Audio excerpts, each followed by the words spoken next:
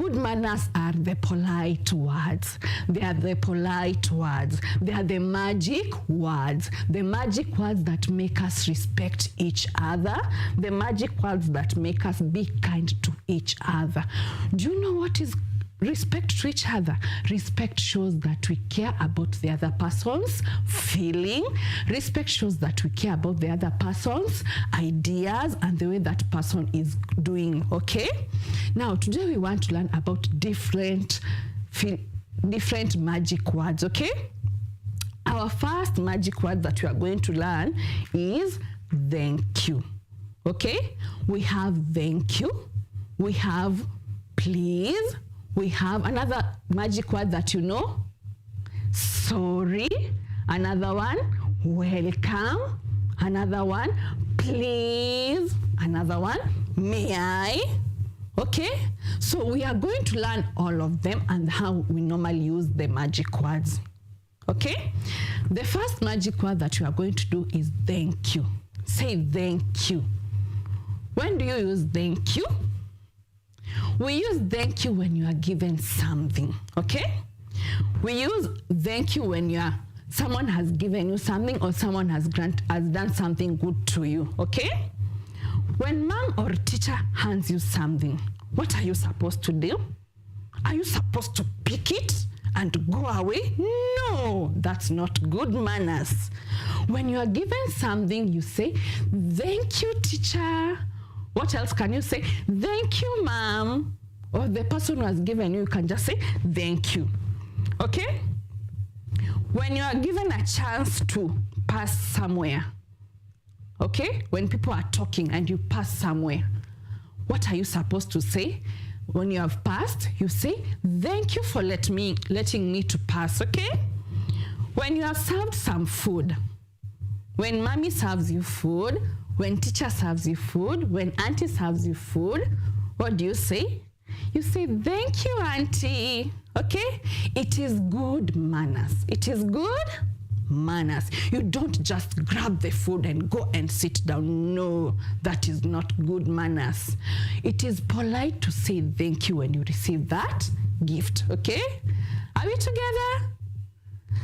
What have we said? Thank you. Say it means it is an act of being gratitude, okay? When you're offered something and you don't want it, what are you supposed to do? You say, no, I don't want it. No, that is being rude. You say in a polite way, no, thank you, I'm okay. Or no, thank you, I appreciate for the gesture, okay? You don't just leave that thing. No, you just say in a polite way. Our second word is please. Our second magic word is please. When do we use please? Okay. We use please when someone wants to get some attention from you. Okay. When teacher asks you a question in class, or when you want to raise up your hand, how do you say, please, may I? Okay. When you want to go to the toilet, you just say, please, teacher, may I go to the toilet? When you get in someone's house and you find they are eating a cake, do you just go and grab the cake? No, that's not good manners. You go and say, please, can I have a piece of cake?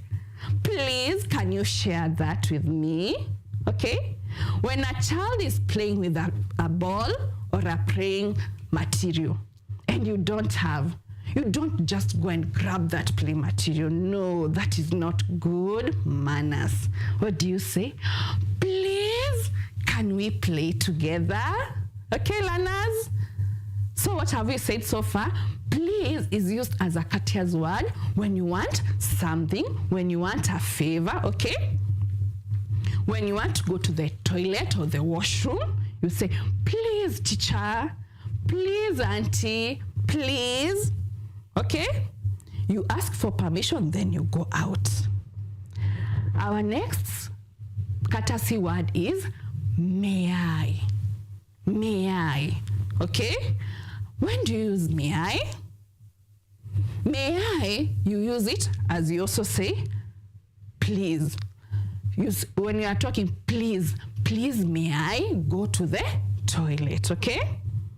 Please, teacher, may I go out, okay?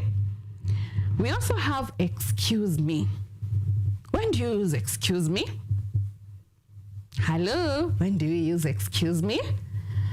When people are standing and they are together and you want some attention, you don't go and bang yourself there and you pass through them. No, you say, excuse me, please can I pass? Okay? Excuse me, can I go through? When grown-ups are talking, your mom, your dad, or an auntie or the teachers are talking, and you want to express yourself, you want to say something, what do you say? You excuse yourself and you say, excuse me, can I? Then you continue what you want to say. You don't just go and find the grown-ups talking and you're just there. No, that is not good manners, okay? You say, excuse me, can you do this and this, okay? It's good manners to say, excuse me. It is good manners to say, please. It is good manners to say, may I, okay? The next word we have is the word sorry. Say sorry. Think. When do we use the word sorry? When someone is walking and he falls down and he hurts himself, what will you tell that person? Will you laugh? Is it good manners to laugh at someone who has fallen down? No, that is bad manners. Say bad manners. When someone falls down, you tell them, sorry, and then you help them to stand up, okay? It is good manners to say sorry when someone has hurt himself or hurt herself, okay? When you wrong and do something bad, okay? You have done something bad to your mom, you have done something bad to your friend, okay? You are supposed to say sorry, okay? You say, sorry, I'm sorry for doing this and this. When you split your milk on the floor or on the table, you say, sorry, I'm sorry for splitting the milk. And when you say that, it shows you are remorseful and it shows that you are using the polite words, okay? When you wrong someone, it is good to say, I am sorry, okay?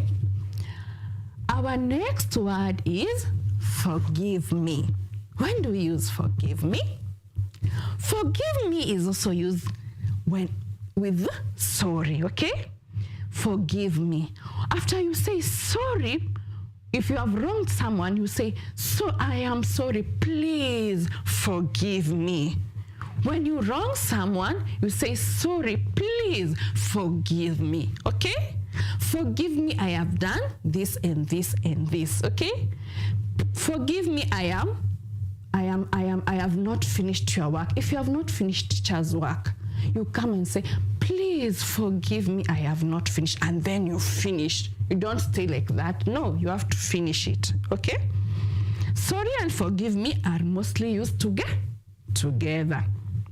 I want us to sing a song about sorry and forgive me. Are you ready to sing with me? The action of sorry is doing like this. Can you do like this? Sorry. Okay? And excuse me, we do like this. Okay? So we start to sing together. You make someone sad. What's the word you say? Sorry, sorry, sorry. You make someone sad. What's the word you say? Sorry, sorry, sorry. You make some noise. What's the word you say? Excuse me, excuse me, excuse me. Sorry, excuse me, sorry, excuse me. These are the nice words you should say. Sorry, excuse me to make everyone okay. Okay? Good. Our next word is the word welcome. Say welcome.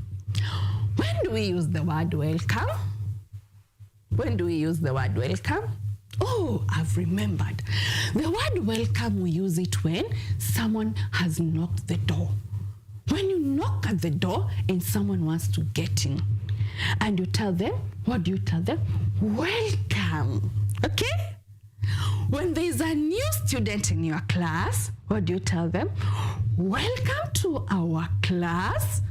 Welcome to our school.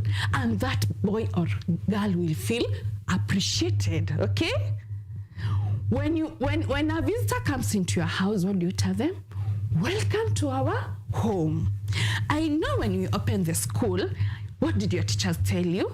They told you, welcome back to school. Now, the word welcome, we use it when someone is getting in. When you have received and you are told thank you, you respond by saying welcome, okay? So welcome is a positive gesture. Welcome is a positive gesture. It shows that you are appreciating the things that are happening, okay? Now, we want to make a card. We want to make a card. And you know what card we are going to make? We want to make a card of the good manners that we have learned. The good manners that we have learned. And I'm thinking we make a card of a thank you card. A thank you card that you can take it to your teacher, you can take it to your mom, you can take it to your dad or your friend, whoever who has done something for you, something good. So we want to make you a thank you card, okay? And we are going to use, say, print. This is a print, a pair of scissors, and make sure the pair of scissors is a child-friendly pair of scissors. We are going to use some glitters. Say some glitters. Also, we are going to use an embossed paper. This is called an embossed paper, okay? There are different colors of embossed papers. I have different colors of my embossed papers, okay? And for decoration, we will use some buttons, okay? Some few buttons. I have some buttons with me. Are we together? So first, I'll take my embossed paper. I'm thinking of using the red paper. So I'll use the red paper and I fold it in halves. I'll fold my embossed paper in half. Are we together?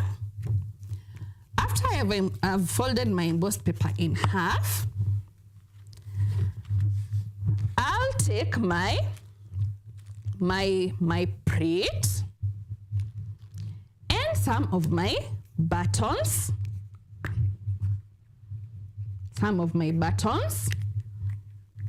and apply on the buttons. This is for the decorating our card. Okay? I'll put like, let me put like 3 of them for decorating our thank you card. And when do we say thank you? Who can remember? We say thank you when someone has done something good to you. When someone has handed something good to you. That's when you say thank you. Okay? Can you see how it's coming out? Good. So I've put like 3 buttons. Then inside here, we will write our notes. Thank you, Mom. Thank you, Dad. Thank you, teacher, for being good to me. I'll use my pen to say thank you. Okay?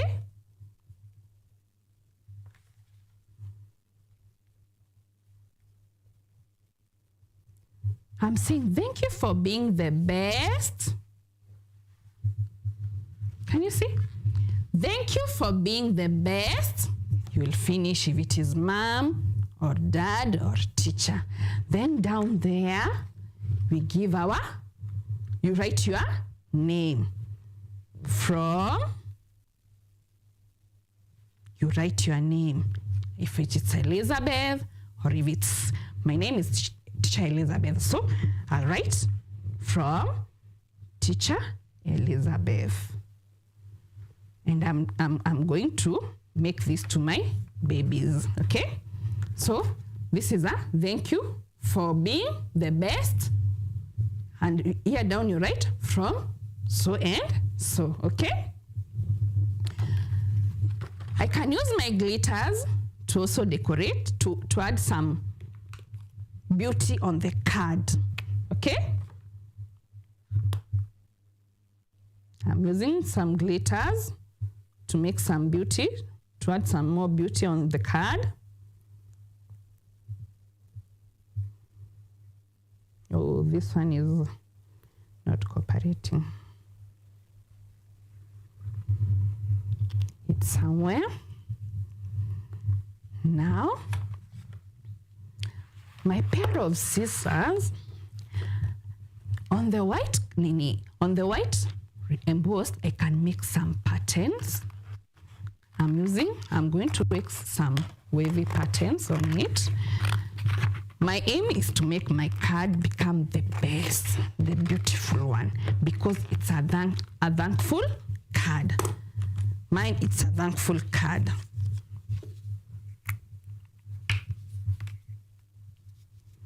I apply my plate. And don't use the scissors when you are alone. Make sure when using the scissors, someone who is a grown-up is near you so that you don't hurt yourself or you don't hurt your friends near you, okay?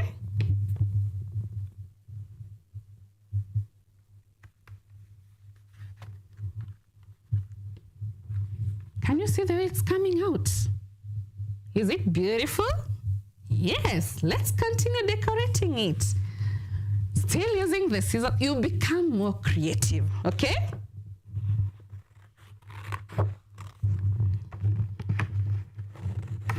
You can also draw a flower or something beautiful.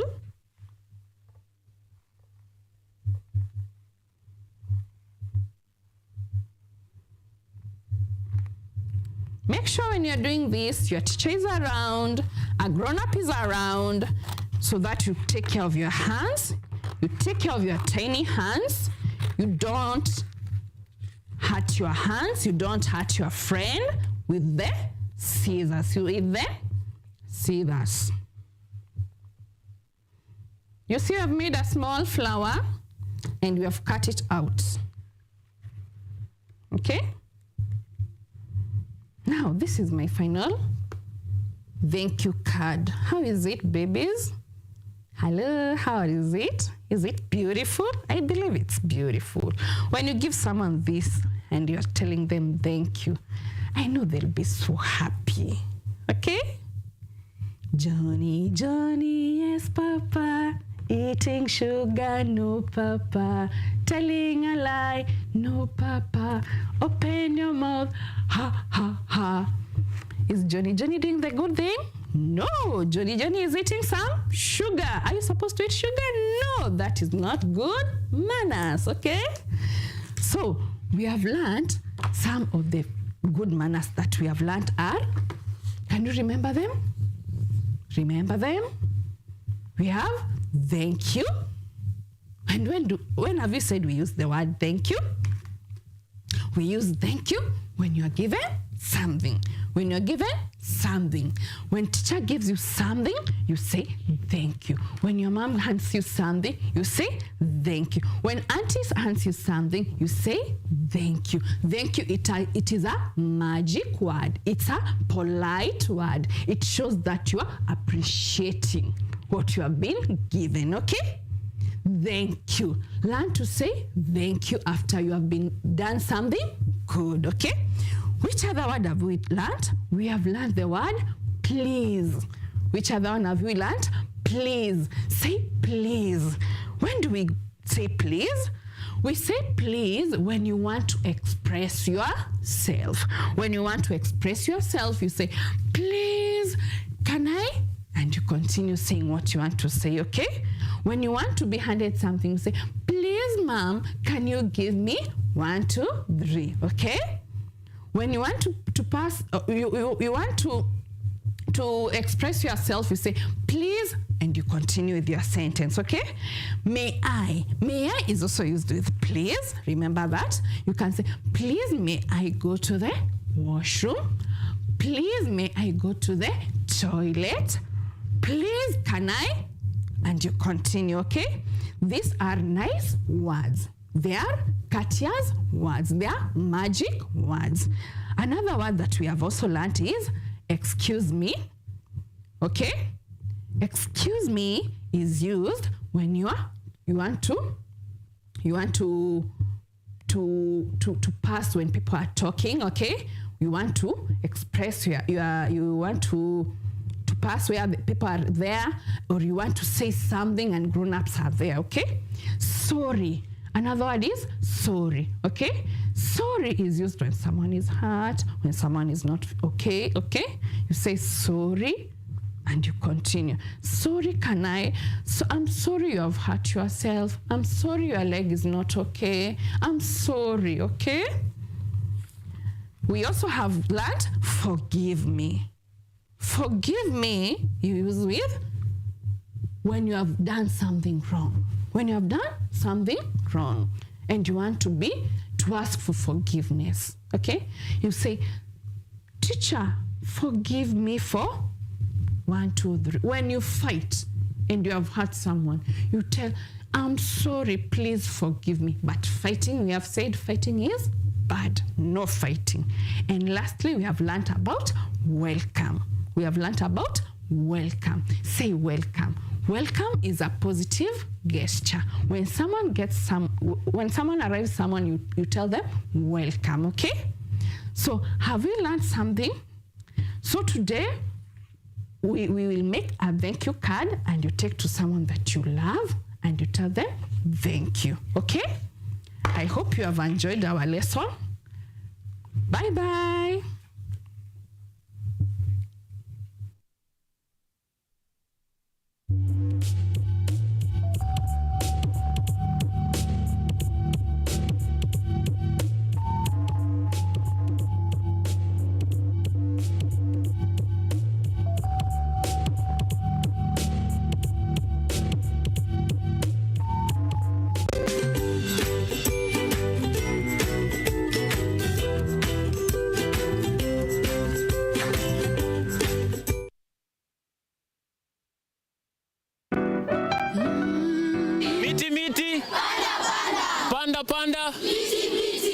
Our planet's future is in our hands.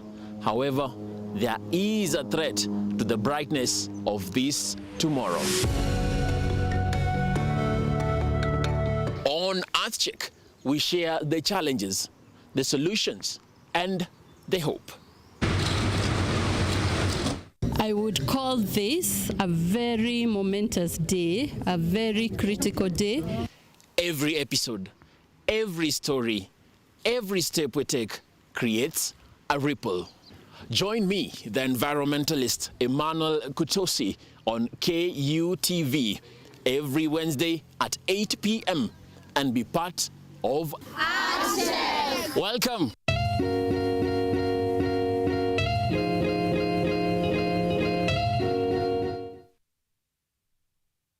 Are you an aspiring media practitioner, a graduate, or you just want to advance your skills in television production?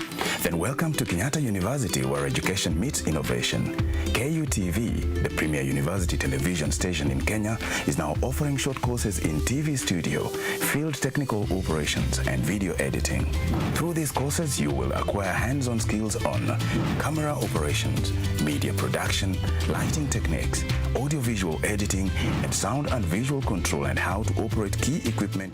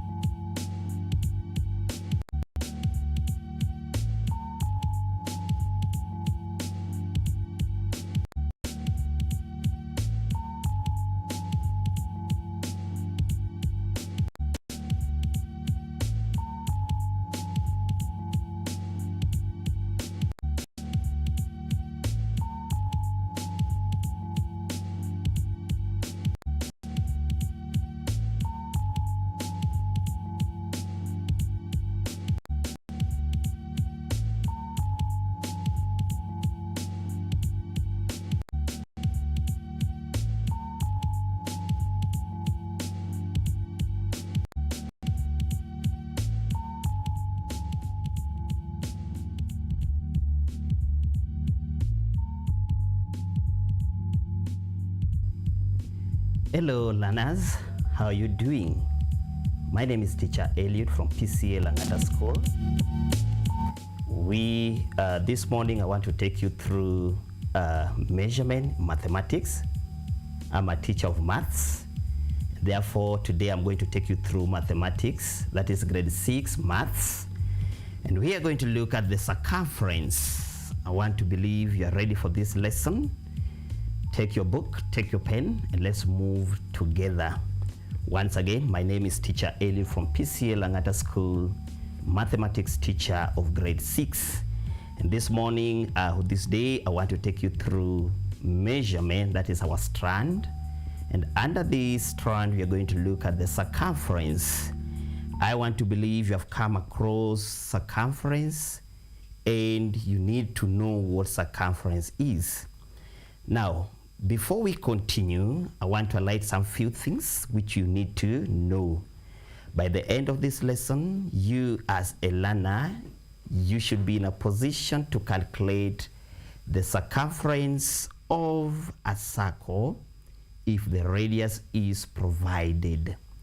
Again, you're supposed to calculate the circumference of a circle if the diameter is provided.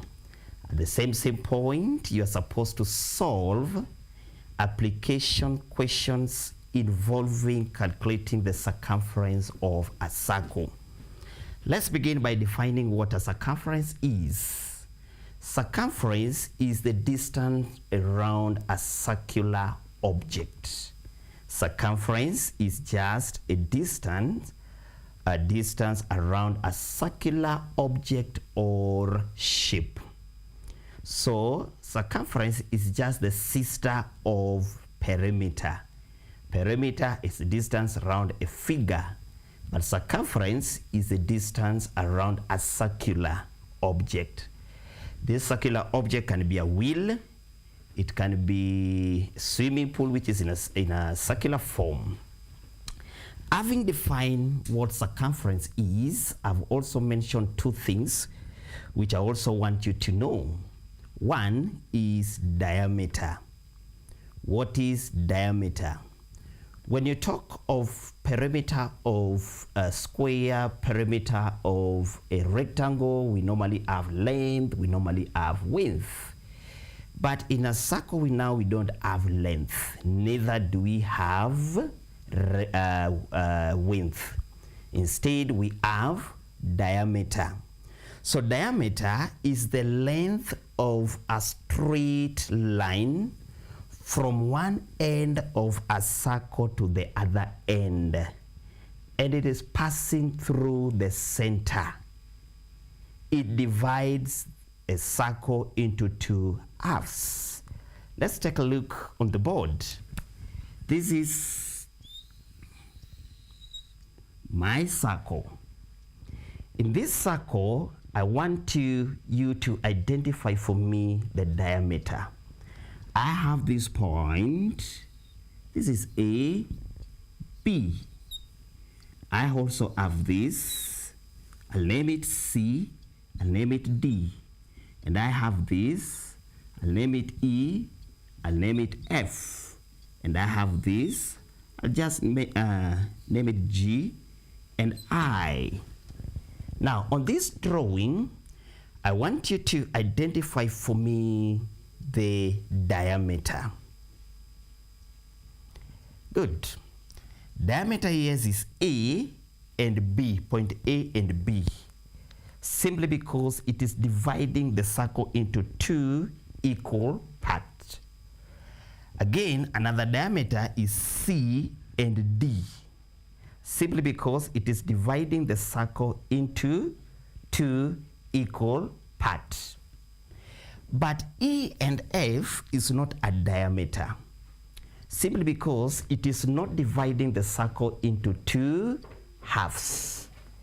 Again, G and I is not a diameter, simply because it is not dividing the circle into two equal parts. Diameter must divide the circle into two equal parts. So I want to believe you have understood and you can identify the diameters. If you've been asked, you've been given a circle and you've been given the lines, you've been asked to identify the diameter. Let's move to another line, which is known as radius. What is radius? Radius is just a half of the diameter. Radius is a half of the diameter. Therefore, it is twice the diameter. Radius also, because I know some of you do not know radius, this is the length of a line from the center of a circle to any point on its circumference. It is a half the diameter of a circle. Radius is the length of a line from the center. Let's look at this drawing down here. I want to believe you can see it clearly. This is the center where I've placed this point. So the radius is a line which runs from the center to the edge of the circle. So this is radius. It can as well be this side. This one is still radius. Then it can as well be this side. This is the radius. So radius is the length of a line from the center of a circle to any point on its circumference. Now, having said that, we are moving to something else. What I need you to note, let me just rub this one on the board. Now, when the circumference of any circle is divided by its diameter, you can see the notes on your screen. When the circumference of any circle is divided by its diameter, the answer is always the same number. Which number is this? This number is about 22/7. Now, the number 22/7 is a constant and is referred to as pi. And the symbol of pi, you can see on your screen, is that it can be something like x, then you close up there. That means circumference, diameter, or pi is equal to circumference over diameter. Thus, let me take you now through the formula of working out the circumference. You have been given the circumference, you have been given a circle, you have been given the drawing diameter, you have been given the radius. Which formula are you supposed to use? In case you've been given the diameter I've said is a line which divides the circle into two halves. So for instance, in this circle, you have been given this diameter. Which formula will you use to get the circumference? You'll say circumference is equal to pi d. Those who are tuning in right now said, my name is Teacher Eliud from PCA Langata, teacher of mathematics, teaching right now grade 6. We are looking at the circumference. We are said we have diameter and we have radius. And in the situation where you have been given the diameter, which formula will you use? You'll say circumference is equal to pi d, where pi is 22/7 and the value of diameter you'll be given in any question. Now between pi and d, there is a multiplication sign. You'll be able to see it in a few moments. Now, what about when you've been given radius? Which formula are you supposed to use? You have a circle like this one, then this is the radius. Which formula are you supposed to use in order to find the circumference? You'll say circumference is equal to 2 pi r. Circumference is equal to 2 pi r. You use this one when you have been given the radius. Having said that, can we move to examples so that we can see how we can solve questions dealing with circumference? On your screen, you are able to see example 1.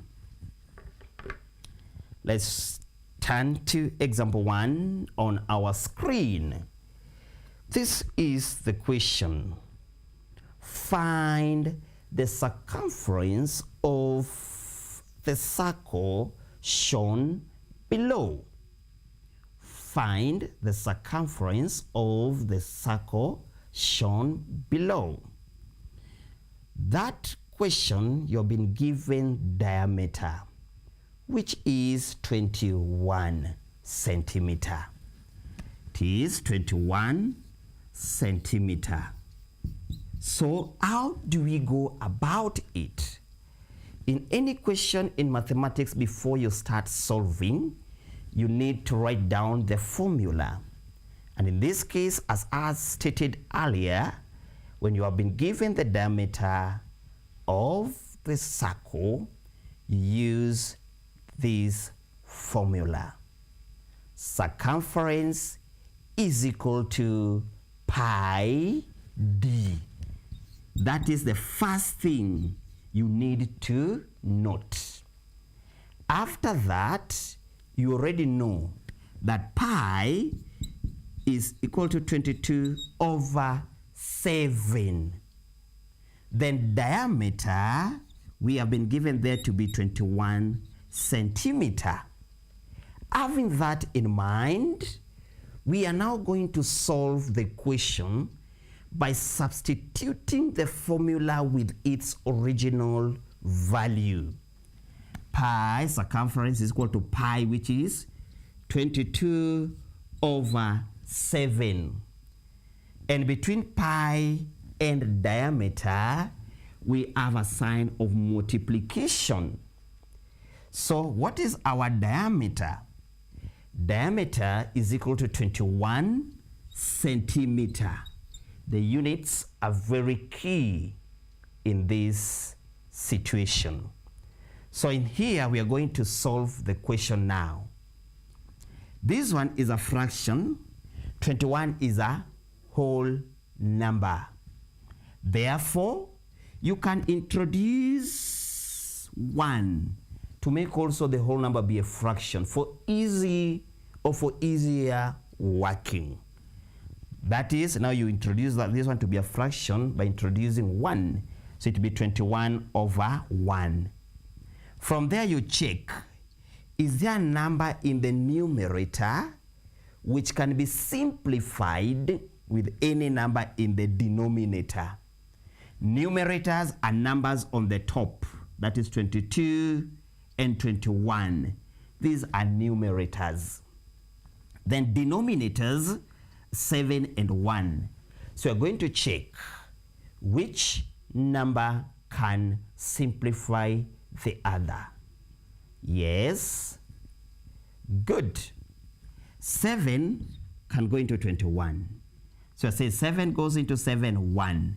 7 goes into 21 3 times. Then in that scenario, we are done with the denominators. We have 1, 1. So if you multiply 1 times 1, it's just 1. So we're going to multiply now the numerator. 22 multiplied by 3. So what is 3 times 2? 6. 3 times 2? 6. So our answer will now be 66 centimeter. Then you underline your answer. Is that clear, learners? So our circumference is that number will be 66 centimeters, not centimeters squared, centimeter, because we're looking for the circumference, which I said earlier is the sister to perimeter. Let's move to example 2, still dealing with diameter. Example 2, you can write that example 2 from your screen down. You can note it in your exercise book. It says, find the circumference. I want to believe you can see it on your screen. Find the circumference of the circle shown below. Example 2. We can move to example 2, not example 1. Example 2. Coming to your screen just in a few.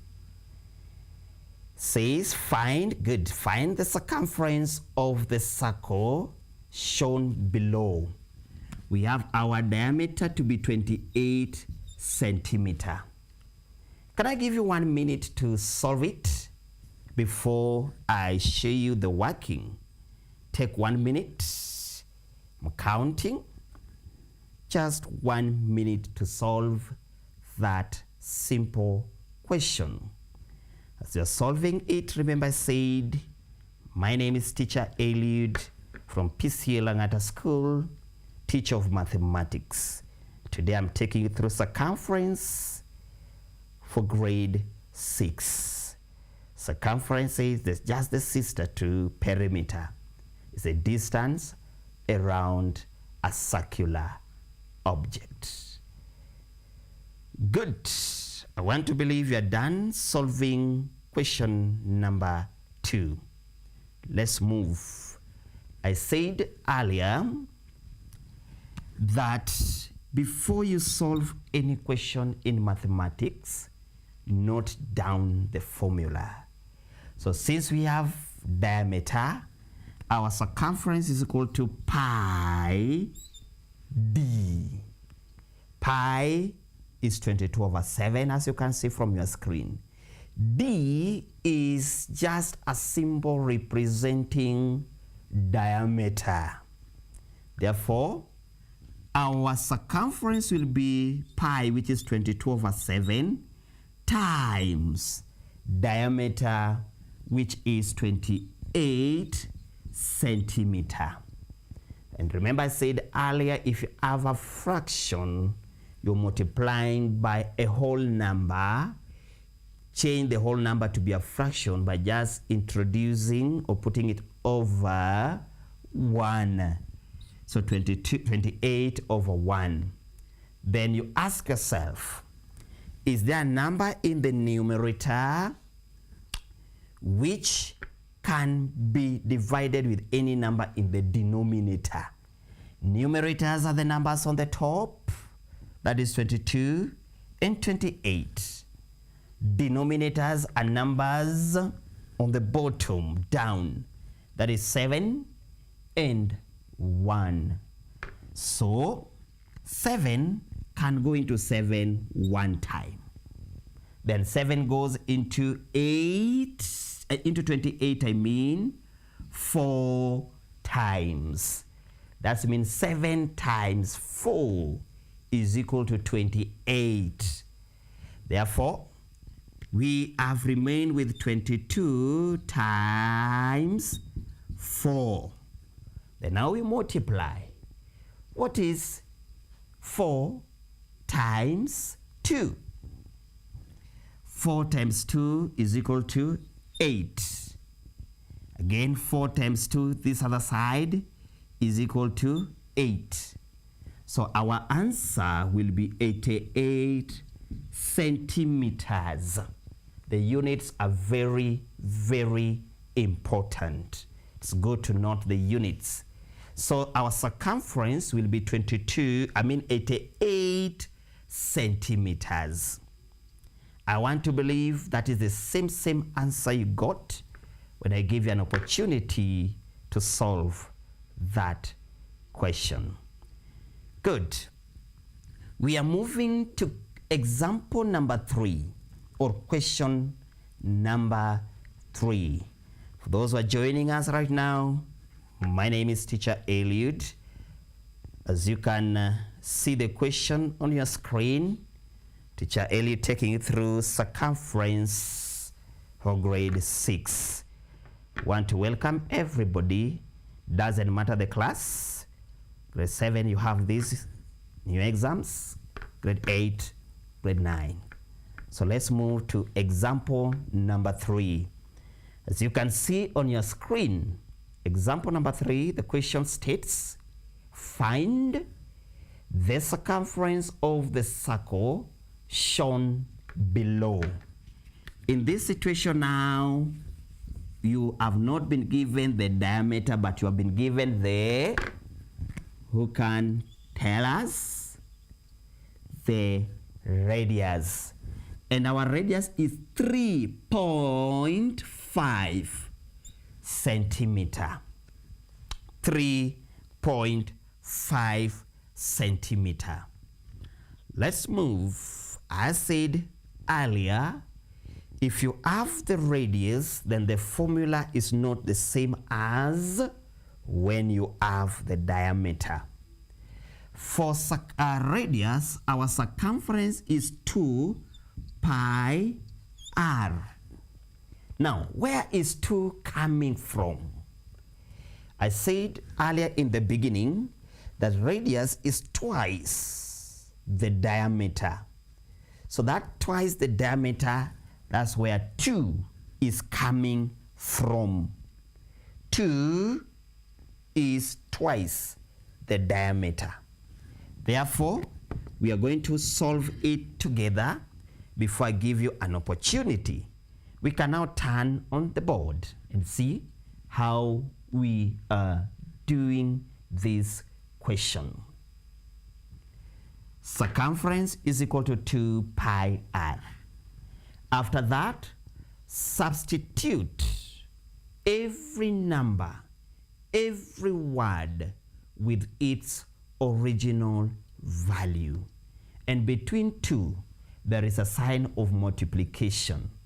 Between pi and radius, there is a sign of multiplication. So as you're substituting, know that there is a sign of multiplication. Let's move together.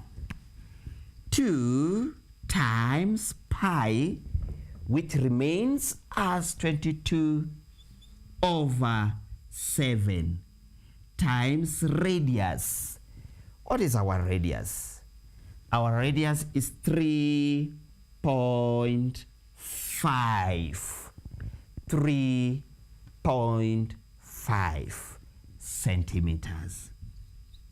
Since this one is a fraction, this one is a whole number, introduce over 1 to make it a fraction. This is a decimal, 3.5.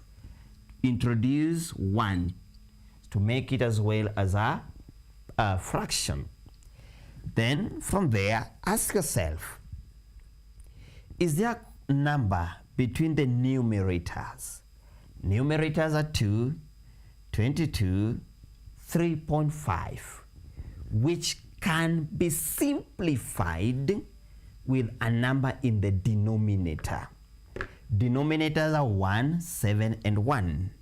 And before I continue, you cannot divide or simplify a number, any number, with 1.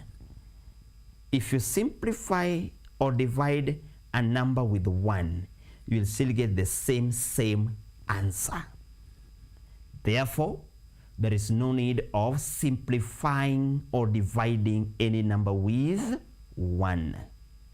Having said so, let's move forward.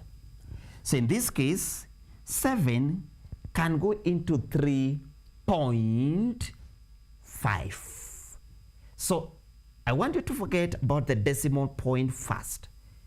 You get the answer, then now you introduce or you bring back the decimal. Or rather, you can just work it the way it is.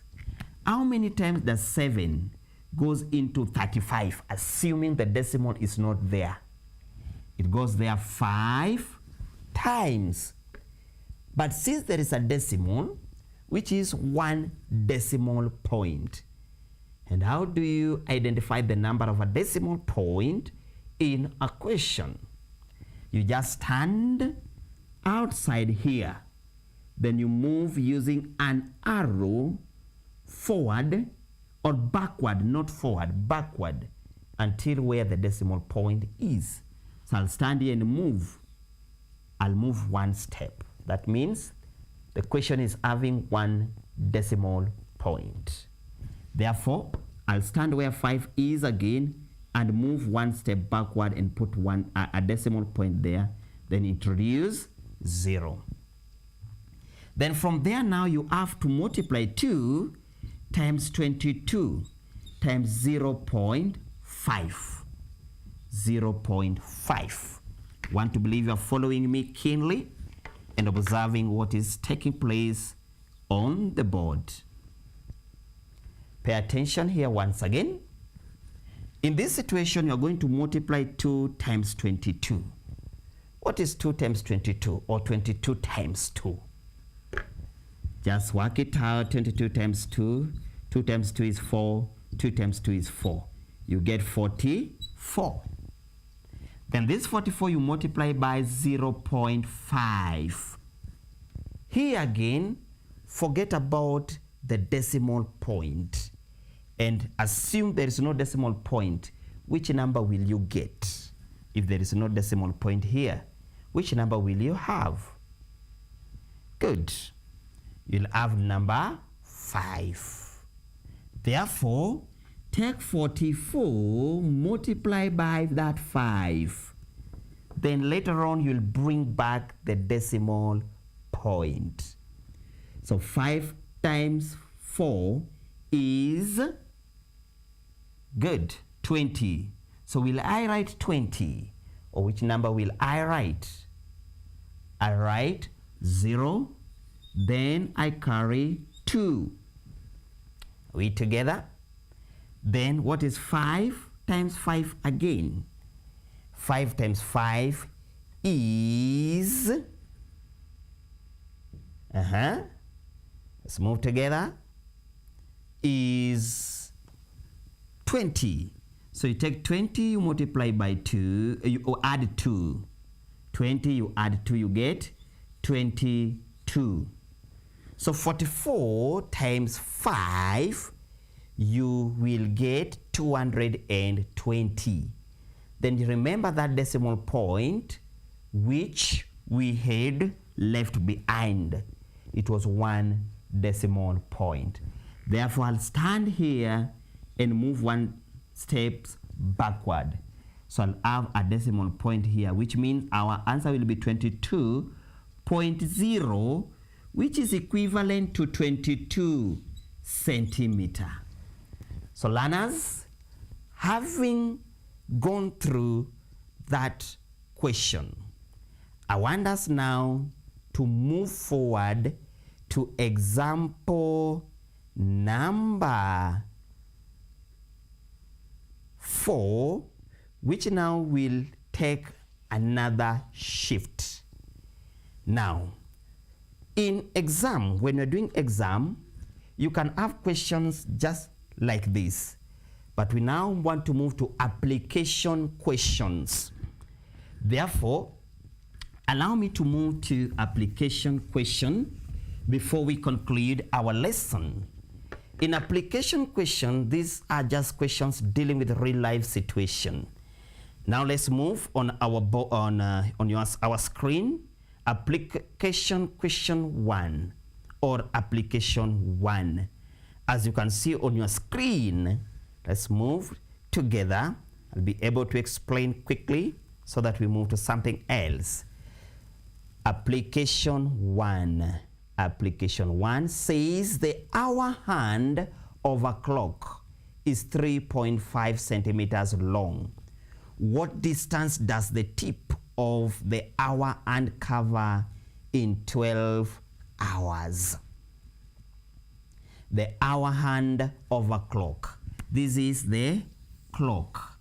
You all know that a clock has got two major hands. The shorter one which shows the hour and the longer one which shows the minute. Therefore, the hour hand of a clock is, this is the hour hand, which means that is radius. It is 3.5 centimeter. So mean what distance does the tip of the hour hand cover in 12 hours? So in radius is the length of the hour hand, which means the hour hand will now represent the length, which in this case will be the diameter in this situation. So it will be 3.5. 3.5. So what is our circumference? Circumference is equal to pi d. So circumference, substitute the formula with its original value. 22/7 times now 3.5. Then you say 7 goes into 7, 1. 7 goes into 3.5. How many times? You have done this question earlier. 0.5. Good. Then now you multiply 22 times 5. Assume the decimal point is not there first. So you have 5 times 2, which gives you 10. So you write 0, carry 1. 5 times 2 is 10, plus 1 which you had carried is 11. Then now you have 110. But remember, there is that decimal point which was there. So stand here and bring that one decimal point. So it will be 11.0, which is equivalent to application 2. Let's read that question on our screen. The question states, a circular pond of radius 7 decimeter is fenced using 5 strands of barbed wire. How many meters of the barbed wire are required to fence the pond? A pond is just a place where we rear fish. So I'll read the question once again. The question says, a circular pond of radius 70 decimeter is fenced using 5 strands of barbed wire. How many meters of barbed wire are required to fence the pond? Now, distance of fencing 1 is equal to circumference. Distance of fencing ones is equal to circumference. So what is our circumference? Our circumference is 2 pi r. That is the formula, because you have been given the radius, which is 70 decimeter. Circumference is equal to 2 pi r. So we want to get the distance ones of the circumference before we move to now using 5 strands. So I'll substitute the formula with its original value. That is 2 times pi, which is 22/7, times radius, which is 70 decimeter.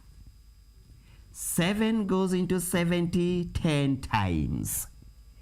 Take 2. Remember what I said earlier, making all numbers to be in fraction form. So take 2, multiply by 2, you get 44. 44 multiplied by 10. I want to give you a simple way of multiplying this.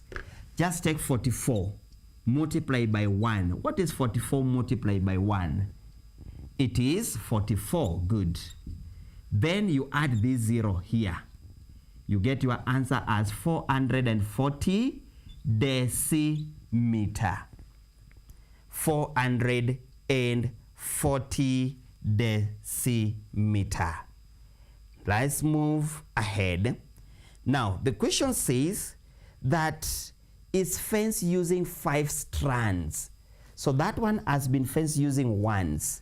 So what are we going to do in this situation? We are going to multiply 440 times 5. What is 5 times 0? 0. Any number you multiply with 0 is always 0. 5 times 4 is 20. So I'll not write 20, rather I'll write 0 and carry 2. What is 5 times 4? 20 again. So I'll take that 20, I add to 2, which gives me 22. So my answer will now be, let me write my answer on top here, 2,200 decimeter. But remember the question say, how many meters of barbed wire are required to fence the pond? Therefore, you are going to change the decimeter into meters. As you are aware, 10 decimeter is equal to 1 meter. 10 decimeter is equal to 1 meter. Therefore, what about 2,200 decimeter? We are going to cross multiply. Allow me to rub the working so that you can see it clearly. So you are going to cross multiply using arrows. Any number whose arrow is pointing another number, you multiply those numbers. Which means we're going to take 2,200 decimeter multiplied by 1 meter. Then an arrow whose point is pointing a question mark, which is here, you divide over 10 decimeter. So the first thing, the decimeter will go with the decimeter. We are simplifying. Decimeter will go with the decimeter. Then this 0 will go with this 0. So I'm remaining with 1 here. On top, I'm remaining with the 220 times 1 meter over 1. This one here has got no use now. Therefore, we're going to take 220 times 1 meter, which will give us 220 meters. 220 meters. Now, learners, we have come to the end of our lesson today. I want to wish us all the very best as we have looked at circumference. I'd like to advise us to go back into our textbook, revise the questions which are there, attempt to do them.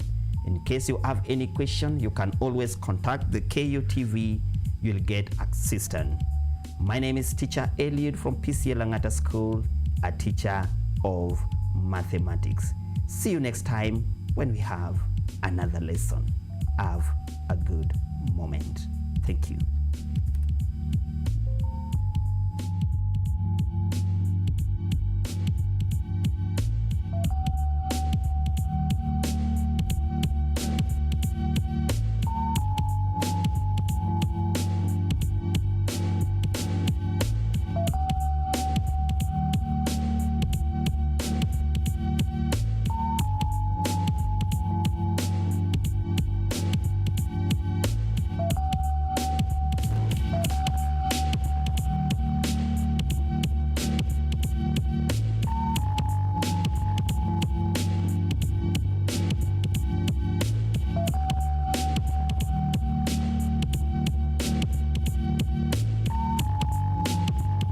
You children, my name is Cha Elizabeth from the KBS.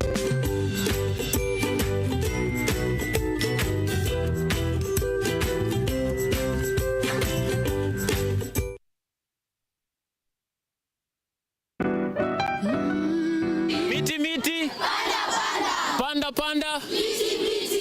Our planet's future is in our hands. However, there is a threat to the brightness of this tomorrow. On Earth Check, we share the challenges, the solutions, and the hope. I would call this a very momentous day, a very critical day. Every episode, every story, every step we take creates a ripple. Join me, the environmentalist KUTV, on KUTV.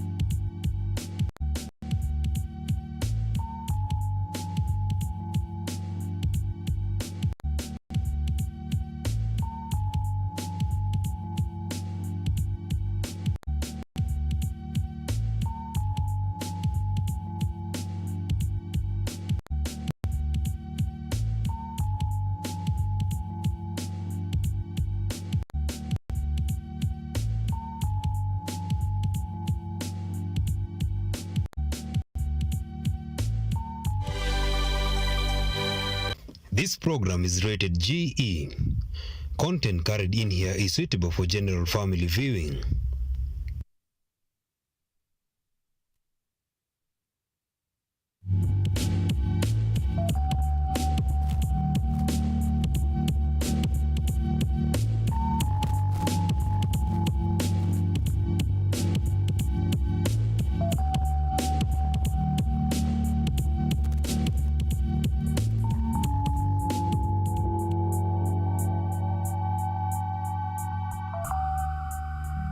Good morning, learners from across the country. This is Mwalimu David Omondi. from Langata Junior School, Nairobi. Hi to you all, wherever you are watching me from. I ask you to put the remote aside, tune in to ELIMU TV Live. We want to learn this morning Integrated Science Grade 8. I repeat, this is Teacher David Omondi from Langata Junior School, Nairobi. I welcome you all this morning to this lesson, Integrated Science Grade 8, and I hope you are all going to enjoy. Now, learners, wherever you're watching us from, you can tune in to ELIMU TV Live. When we talk of Integrated Science Grade 8, because this is a learning area that comprises other areas such as biology, chemistry, physics, and environmental science. Today I want us to look at one of the components of integrated science, that is the biology part of it, and we are going to look at the strand living things and their environment. So our lesson today, today is the 11th, that is 11th April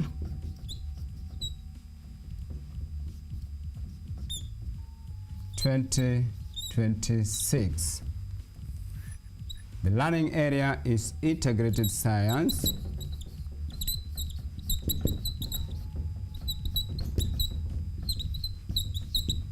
Integrated science grade 8. Now, as we are going to look at integrated science grade 8, the learning area, we are going to dwell on this strand referred to as living things and their environment. Strand, living things,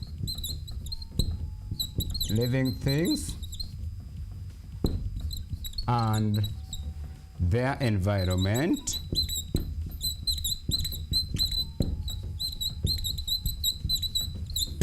And our substrand is going to be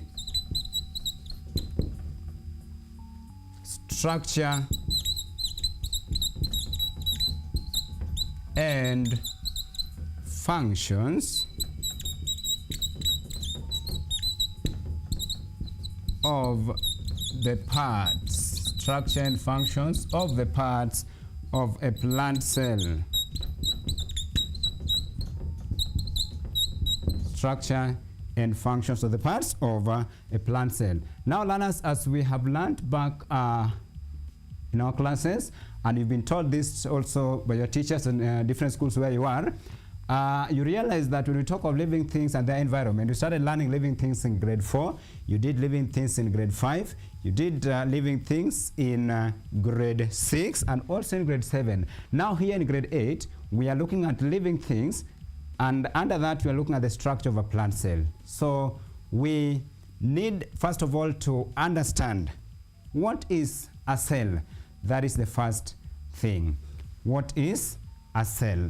What is a cell? What is a cell? And we are going to look at that. Now, when we start, when we talk of a cell or a plant cell, first of all, living things, we have both plants and animals, and we need to understand what a cell is. A cell is simply the smallest basic unit of life of a living thing. A cell is the smallest basic unit of a living thing. Therefore, you can put down learners that a cell is the smallest unit of life of a living thing. A cell is the smallest unit of life of a living thing. All living things, be it plants and animals, as we learned, have what we call cells. And therefore, for that reason, when we talk of a cell, we say it is the basic. Without a cell, we cannot be alive. Without a cell, plants cannot be alive. And that is why we say it is the smallest basic unit of a living thing that enables that particular living thing to be alive and to carry out its functions. Now, because we are looking at structure and functions of parts of a plant cell, we are going to go straight away and look at the structure of a plant cell. We are going to look at the parts. We are going to look at where they're found and their functions, what they do to a plant cell. As we have said that a cell is the smallest unit of life of a living thing, and all living things have cells. So that one will take us to what is referred to as components of a plant cell.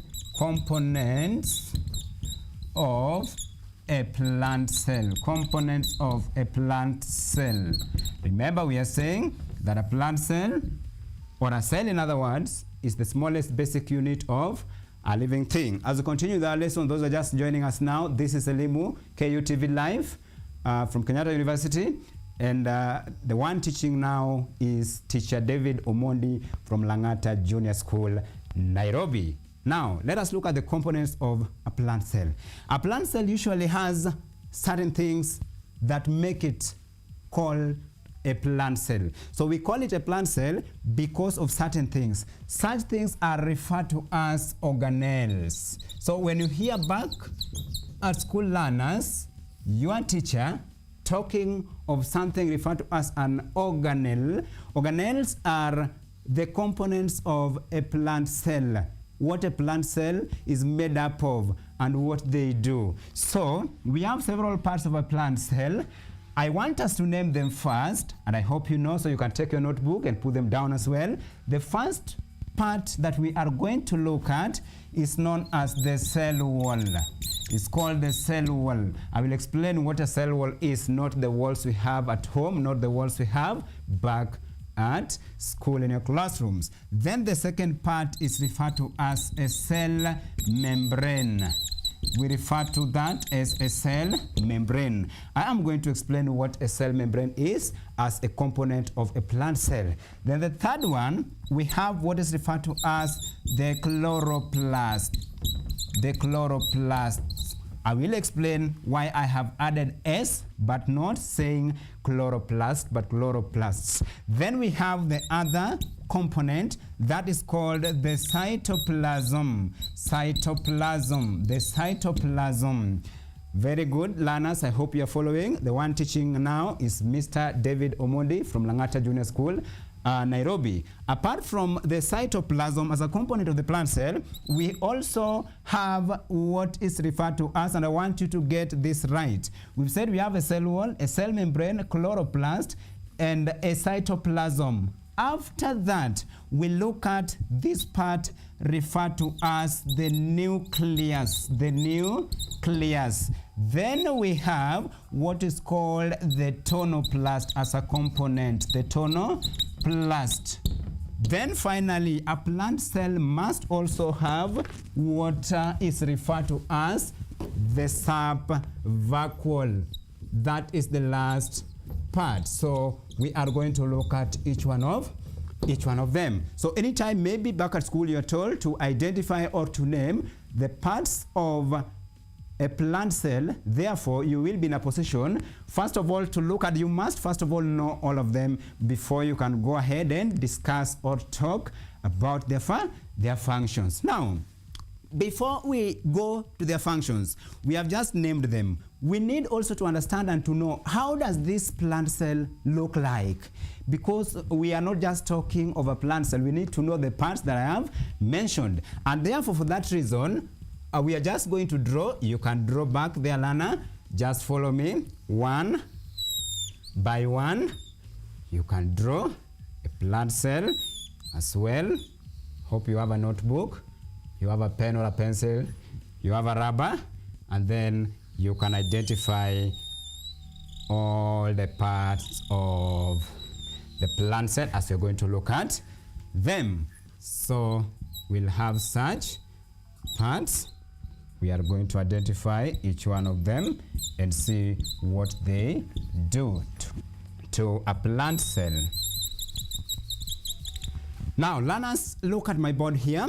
Back to the description. As we have said, that a living thing must have a cell, and all living things, plants and animals, have cells. And we said also that a cell is the smallest unit of life of a living thing.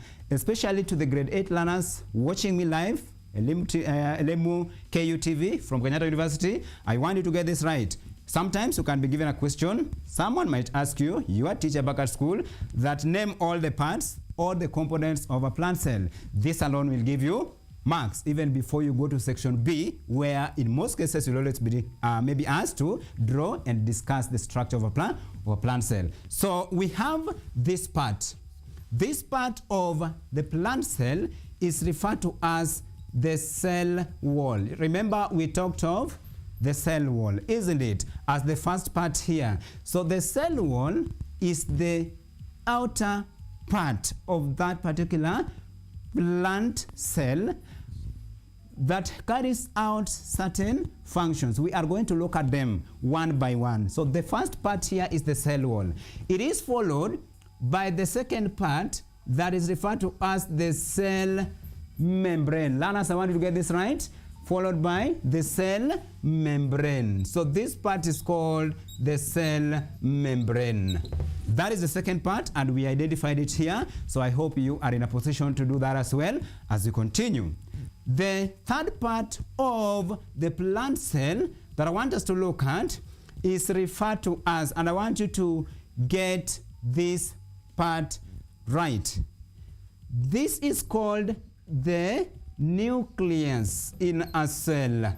So a plant cell has a nucleus. A plant cell has what we call a nucleus. Then within the plant cell, we have here what is referred to as the cytoplasm. You remember identify cytoplasm here? Yes, in part D. So this one is referred to as the cytoplasm. We are going to look at its function. What does it do to the plant cell? Then we have the next part, as we've written them there. This is called the chloroplast. And I want you to get me here right, learners. This is biology, part of it, integrated science. And we teachers are normally very strict when marking biology part of it, because you have to get it right when it comes to spelling and singular and plural of words or naming of the parts. So this part is called the chloroplast. I am only pointing at one.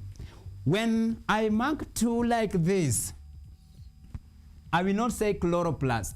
So if you get such a diagram, for example, in your revision book or in a question paper, and you see the two lines marked showing two, then you will not say chloroplast. You will say chloroplasts. I want you to get that. Chloroplasts. You add S because there are many. If I'm just pointing one, then you will say chloroplast. We are going to look at their functions, what they do to the cell. This part of the plant cell is called the tonoplast. So we have here what is referred to as the tonoplast. Learners, I hope you're following one by one. This is Mwalimu David Omondi from Langata Junior School, Nairobi. Right now, I am teaching live on KU ELIMU TV from Kenyatta University. So here we have what is referred to as the tonoplast. Then finally, we talked of a part that is referred to as the sump vacuole. Here we find what is referred to as a sump vacuole. Learners, I hope where you are, if you're just joining us now, this is Mwalimu David Omondi, currently teaching at Langata Junior School, Nairobi. But as of now, I am live on KU ELIMU TV, live from Kenyatta University. So this part is called the sump vacuole. Learners, I hope now up to where you've reached, you are in a position to answer such questions when given, or maybe when your teacher back at school tells you to draw a plant cell, to name the parts, you will be in a position to do that. I repeat, as we started, for those who are joining us now, we started by looking at, that is integrated science, grade 8. Our strand is living things and their environment. Our substrand is the structure and functions of the parts of a plant cell. Then we identified, we explained what a plant cell is. In other words, a cell. We said that a cell is simply the smallest unit basic of a living organism or of a living thing. Without it, all living things cannot survive. And for that reason, therefore, we have said that all living things have what is referred to as a cell. So all living things have a cell. Is that okay, Lana? Then we have identified the components of a plant cell. And I have said, when we talk of the components, what is it that the plant cell has? The plant cell has what we call the organelles. The organelles are those parts that make up the plant cell. We have identified them here. The first one that we've looked at is the cell wall, the cell membrane, the chloroplast, the cytoplasm, we have the nucleus, and we have the tonoplast. Finally, we've talked of the sap vacuole. Is that understood, Lana? If you are joining me right now, this is ELIMU KUTV Live from Kenyatta University. I hope you have your pen, you have your pencil, and you are following. Take short notes. If you have questions, you can as well send them. If you look at your screen down there, there is a number projected. You can as well send the comments there. I will respond to your questions, or ELIMU TV, KUTV will be able to react to your questions. Now, then we've looked at the cell wall, the cell membrane, the nucleus, the cytoplasm, the chloroplast, the tonoplast, and the sap vacuole. Now, learners, if I may ask you, you can write this question. What is the function of all the parts of a plant cell? Put that question somewhere. What is the functions of all the parts of a plant cell? That question therefore requires you to answer it. How are you going to answer it? You will answer it by explaining the components of the structure of a plant cell as shown here. So therefore, if you do that, you will be in a position to score all the marks. This is Mwalimu David Omondi, a teacher at Langata Junior School, Nairobi, live on ELIMU KUTV, teaching integrated science, grade 8, strand living things and the environment, substrand structure and functions of parts of a plant cell. Let us move on. I want us to look at the functions of each part of a plant cell. I hope you have taken the short notes, learners. So if I do away with this part, you will not say that the work was wrapped before you could put it down in writing. So allow me to wrap this part so that we can move on to the functions of the parts of the plant cell. I hope you are enjoying the lesson. If you are watching from home, have a notebook, have a pen or a pencil, take short notes, ensure that you take notes, and if you have any question, any comments, then I ask you to tune in to ELIMU TV, KUTV Live. I am teaching integrated science right now. Therefore, I want us to move on to the functions. Functions of the parts of a plant cell. Put that down, learners. Functions of the parts of a plant cell. As we have said, all living things have a cell. And without that, then a living thing will not survive. For that reason, therefore, we need to look at the functions of the parts of a plant cell. Is that understood, learners? Good. Now, I want us to start with the first one. The first one here is the cell wall. That is A. I said this wall we are talking of here is not the common wall you are used to. It is only found in living things, that is plants. So I want you to get it right. The cell wall in a plant cell, one, it is the outer covering of the cell. For that reason, this cell wall, what does it do? It provides what we call a mechanical support to the inner parts of the cell. Then secondly, this cell wall protects the inner part of the cell against injuries. So for that reason, learners, we can say that a cell wall, it provides, that is the first thing it does, it provides mechanical support. mechanical support and protects the inner parts of the cell from or against injuries that might be caused by environmental maybe factors. So anytime we talk of a cell wall, it is just like the wall that covers your classroom.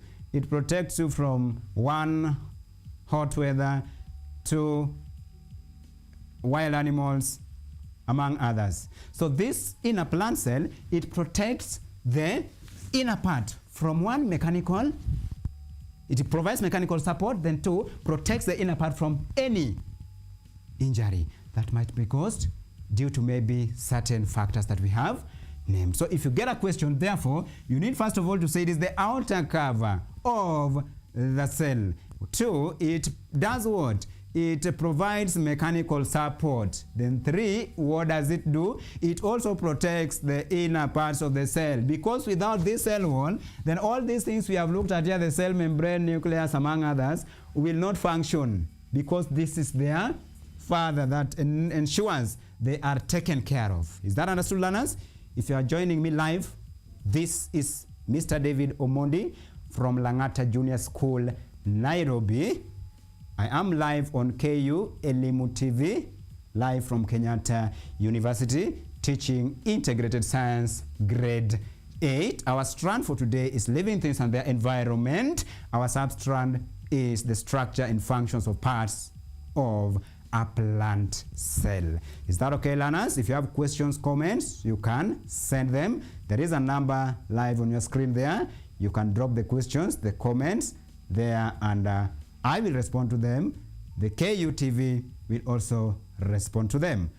Let us continue. We go to the second part, that is the cell membrane. Now, what is a cell membrane as part of a plant cell? I hope you are taking short notes, learners. You have a pen, you have a pencil, you have your rubber, you take short notes. What is a cell membrane? This part we have named here is called the cell membrane. It is the second outermost layer of a plant cell.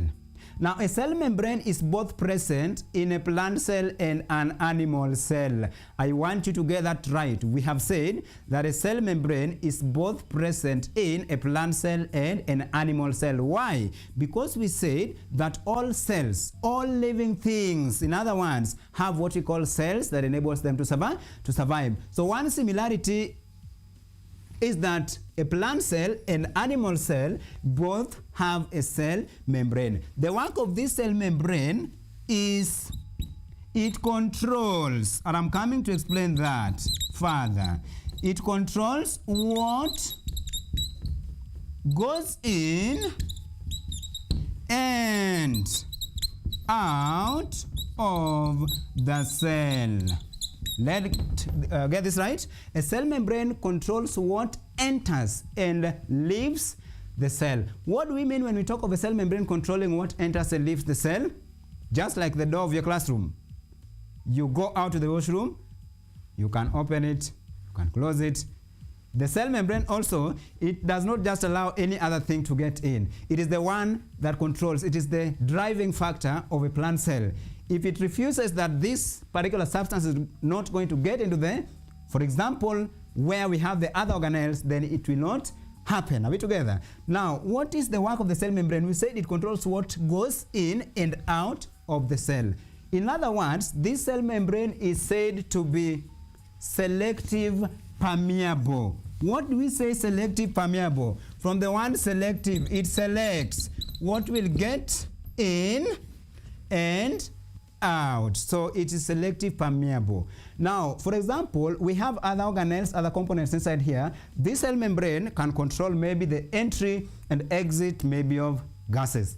But now, when we talk of, for example, the cell membrane controlling also maybe water, when we talk of maybe the gases, here we'll find that carbon dioxide gas is highly concentrated in between the cell membrane and the cell wall. So the cell membrane will ensure that diffusion takes place. In a plant cell, it allows, what is diffusion? As we learned, diffusion is the movement of particles from a region of high concentration to a region of low concentration, full stop. Don't put the word semi-permeable. Is that okay? I will tell you why. Why are we saying here diffusion will take place? Because what we'll get in here is the carbon dioxide gas. And as a result of that, because you have inside here chloroplast that I'm going to explain, there is something that will happen. It also allows the entry of maybe water in and out of the cell. That one will also now take place not through diffusion but through osmosis. Remember, we have said that this cell membrane is semi-permeable or it is selective permeable. Therefore, when water enters as a molecule or as a liquid, it will not go in now through diffusion, it will go in through osmosis. What is osmosis? It's the movement of molecules from a region of high concentration to a region of low concentration through a semi-permeable membrane. Is that understood, learners? If you're watching us live, this is ELIMU Online, KUTV. The one teaching now is Mwalimu David Omondi from Lang'ata Junior School, Nairobi, teaching live now from Kenyatta University. I hope you have your pencil. If you're joining now, you have your rubber, you have your pen, and you are taking short notes. So we've said that the cell membrane controls what enters and goes out of the cell. What enters and leaves the cell. What comes in and out of the cell. Now, we go to the next part. I want us to look at this so that I combine it with the cell membrane. There's something I was explaining there about the gases. That is the chloroplasts. Now, you remember I said when given a question and in form of this diagram, if I am pointing only one, then I will say chloroplast. If I'm pointing two, I will say chloroplasts. Now, what is the work of the chloroplasts in a plant cell? The chloroplasts, their main work is to trap what we call light energy.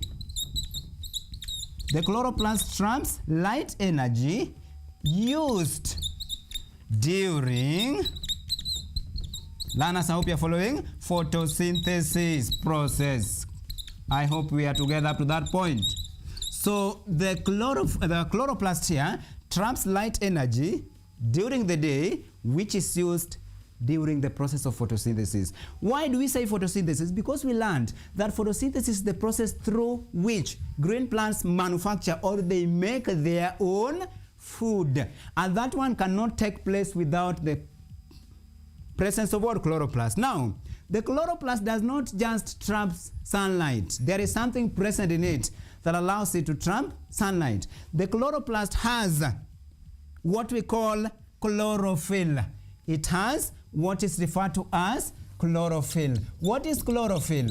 Chlorophyll is the green coloring pigment or color found in plants. So when we talk of the chloroplast, if I give you a question, explain the functions of chloroplast in a plant cell. The chloroplast has chlorophyll, which traps light energy used during photosynthesis.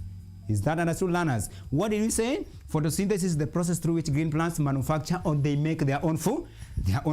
For that reason, chloroplast must be present for photosynthesis to take place, because in it is where we find the chlorophyll, the green coloring pigment that helps during photosynthesis. Now, why is light energy important during this process in the part of chloroplast? Because that light energy is used in the process we call photolysis.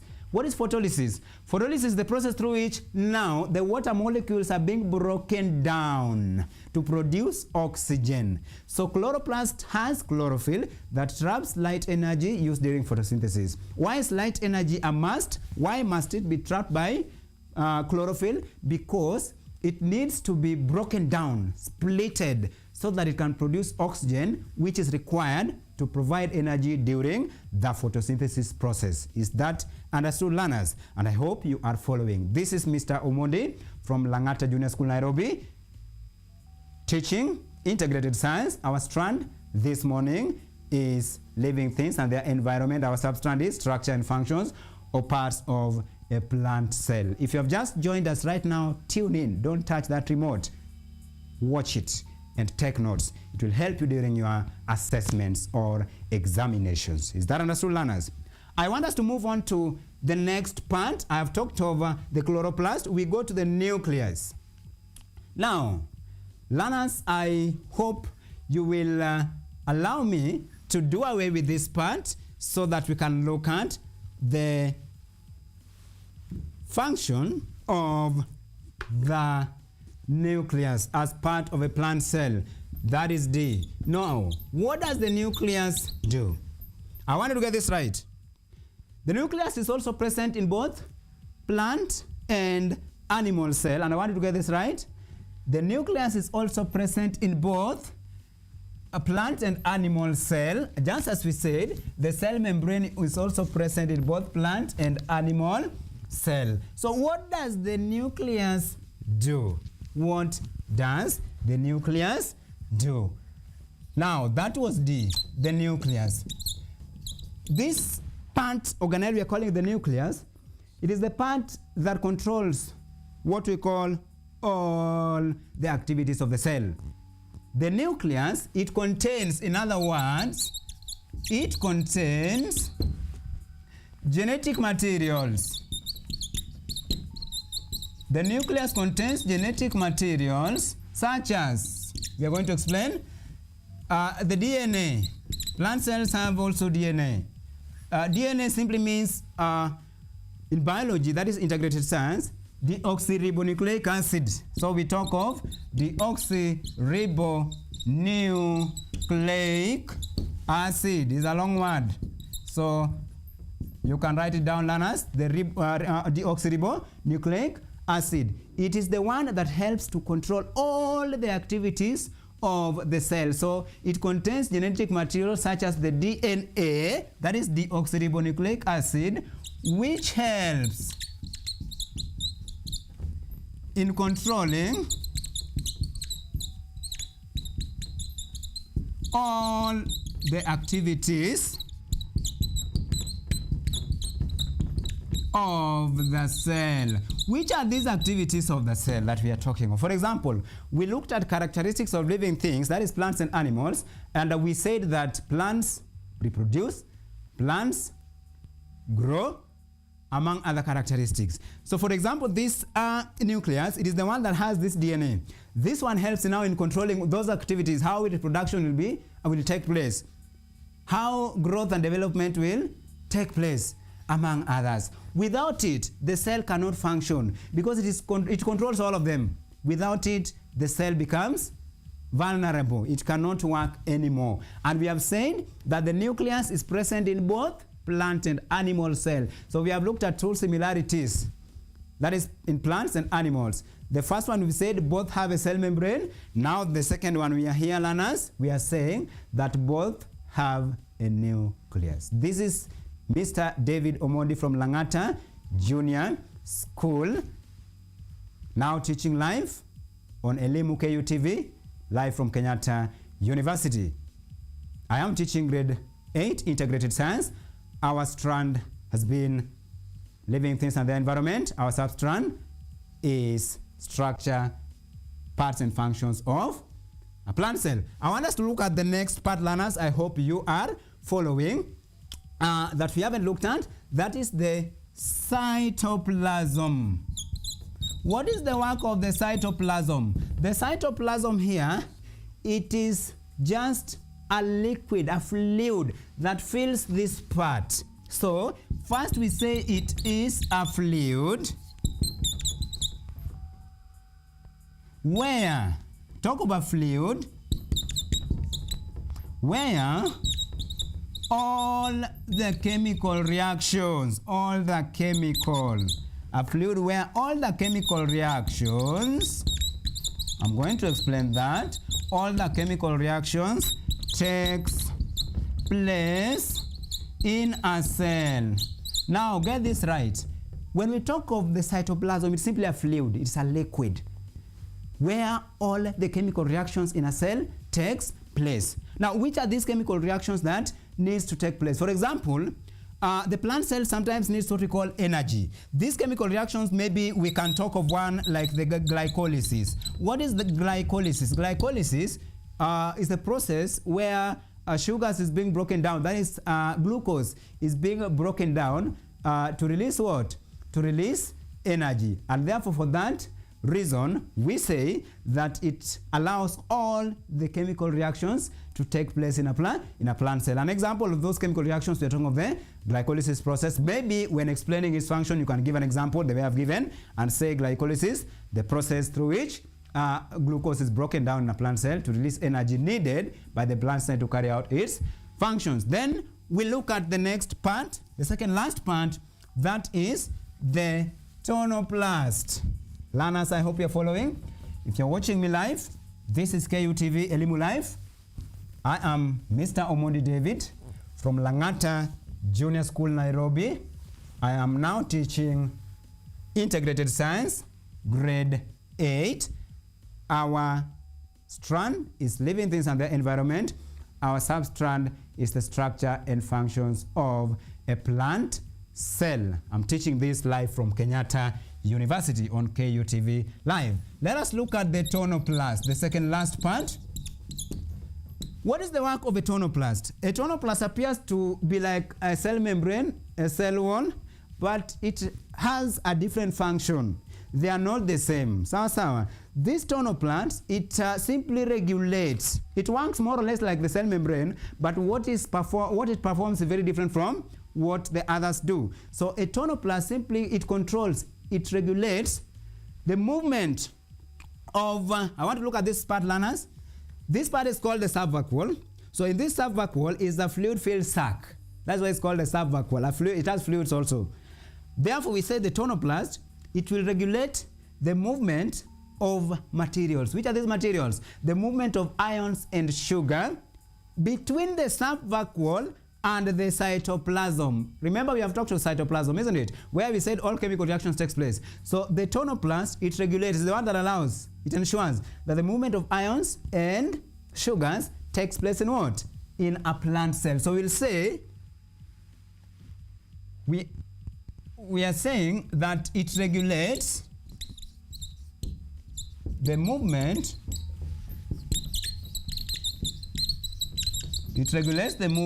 of ions and sugar between the subvacuole and the cytoplasm. Which are these ions we're talking of? Remember, for example, in a plant cell, sugar is needed because it is the one that is broken down in form of glucose to provide energy for the functioning of the cell. Therefore, the cytoplasm does, the tonoplast does that. It regulates how it will move. The ions, for example, we can talk of the calcium ion, grade 8. We have learned this under chemical symbols. We can talk of maybe the potassium ion. Calcium, the chemical symbol is Ca. The potassium, the chemical symbol is K. So we can talk of such ions which the tonoplast does what? Regulates, and they perform very important functions in a cell, as I have said. Finally, the subvacuole is a fluid-filled sac. This subvacuole, the fluid found in it has waste product, it has water, it has sugar, and it helps. The main function, it helps in providing what is referred to as turgidity. What do I mean when I talk of turgidity in science, learners? Turgidity, it simply means it helps in making the plant cell firm, preventing it from breaking. It is just like a balloon filled with water. So when it expands, the cell wall becomes what? Also firm, preventing it from breaking. Now, learners, I want to believe that you have taken short notes and will still continue to take short notes that will guide you, will help you. If you have questions, you have comments, you can stream them live on ELIMU KUTV. I'm teaching grade 8 integrated science live from Kenyatta University, and we have been looking at integrated science grade 8.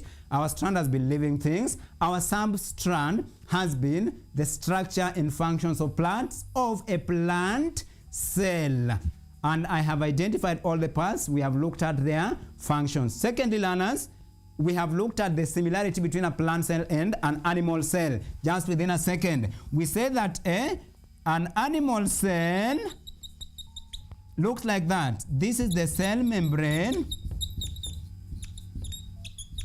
This is the cytoplasm. Then we have the nucleus. So if your teacher back at school tells you, describe 3 similarities between a plant cell and an animal cell. One similarity is that they both have a cell membrane. You can see that, learners, a cell membrane. They both have a cytoplasm. You can see that, learners. They both have what is referred to as what? They both have a cytoplasm. Then finally, they both have what is referred to as a nucleus. The main difference is that a plant cell has a cell wall, whereas a cell membrane does not have an animal cell does not have a cell wall. A plant cell has a cell wall, whereas an animal cell does not have a cell wall.